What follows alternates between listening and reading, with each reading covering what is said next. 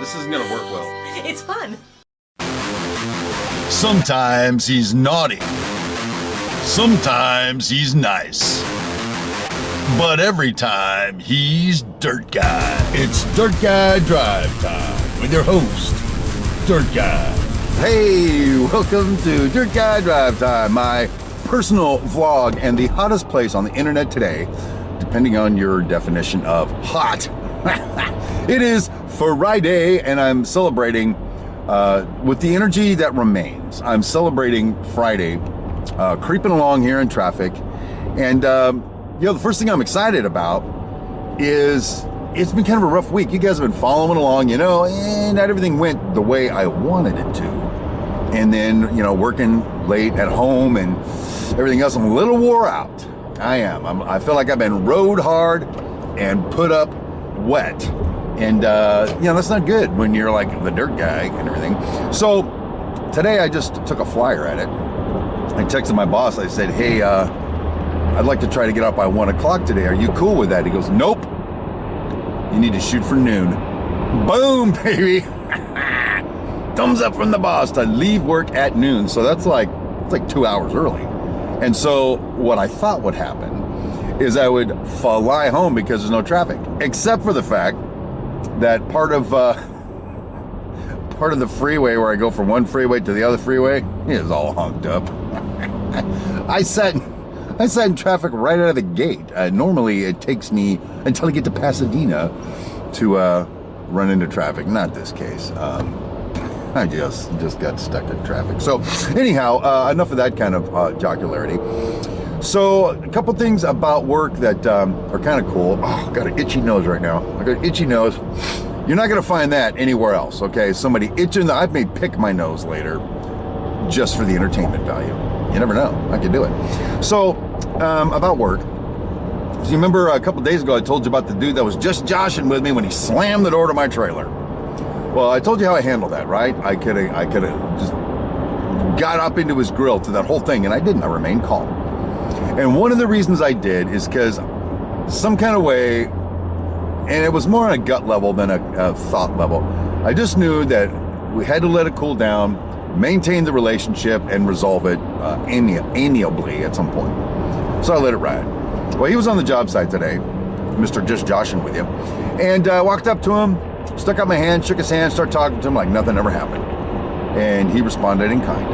And we worked on a couple things together and did a little problem solving. And I got to tell you, for a guy like me, historically, especially in construction, it's just really easy to, just let it go to the point where somebody pushes the button and nukes go off. It's real easy. A lot of guys will do that. And I've done that, frankly. But I'm starting to enjoy this new sort of velvet hammer technique that I have.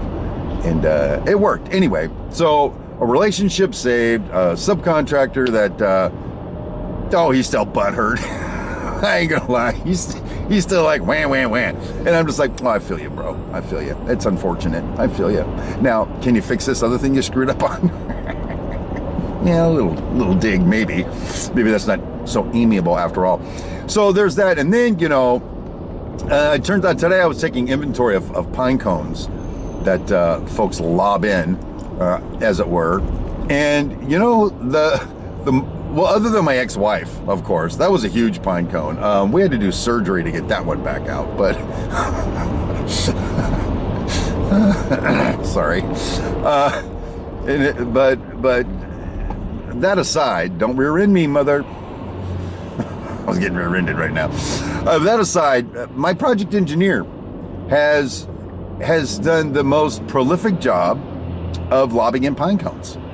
There's 3 that I've documented on this video, and I got a 4th one today, but it's got a happy ending though, all right? I had told him to do some a week ago, and he didn't do it.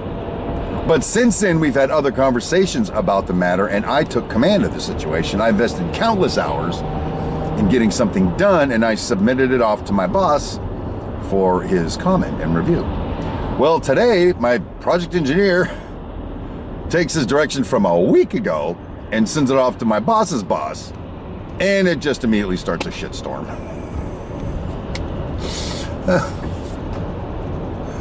I went into his office and I said, hey, bro, why did you send that email out? Because you told me to, Steve. When did I tell you to, bro? Last week, you told me to. I have it on my list. I wrote it on my list. Hey, bro, did you put on your list all the conversations about that we've had since then? You saw me working on this stuff yesterday, right? Well, I thought of the 3 things that we were talking about. You were working on 2 of them, and I was supposed to send this one in. Okay, so why did you send it in last week when I told you to? Well, I was too busy, Steve. Excuse me, you were too busy? Yes, he says. So I could keep going on that, but I kept poking at him, trying to get him to confess that he honked up, and he stood his ground. He dug his heels in, and at one point I said, "Are you barking at me right now? Are you irritated with me right now?" "No, Steve." Oh, his mouth said no. His face said yes. His face said, "I'd like to climb across that desk, you American bastard, and just punch you in the nose." That's what his face said. His mouth said something different. And the reason this was a pine cone worth taking. Now, if that's such a thing, I know, because pine cones are notoriously bad. But if that's this one was. And Harley, in case you didn't know, that was a Harley just zinging by. And there's a cement truck over here. You want to know something else? I got a Honda. There's a Sprouts over there. Want some lunch? The reason it was a good pine cone is because I was then able to, later on, he came up to me when he was heading out for lunch and he goes, "I'm really sorry, Steve." And I said, "You were upset with me, weren't you?" He goes, "No, Steve, I'm not upset with you." I said, "Listen, you were upset with me, right?" "No, I wasn't." I said, "Okay, I think you were." And I said, "I got to tell you, I even told my boss how proud I am of you about that situation, because 8 months ago, you'd have shriveled up like a little flower and just withered away. But today you stood your ground. I still don't believe you're right, but that's not my point. You stood your ground. You're getting tough, bro, and I'm proud of you." Like that. I slapped him on the shoulder. "Now go get your lunch, you rat bastard." That was awesome. I may have, over the months, contributed something to that young man's life, making him a more lethal pine cone lobber.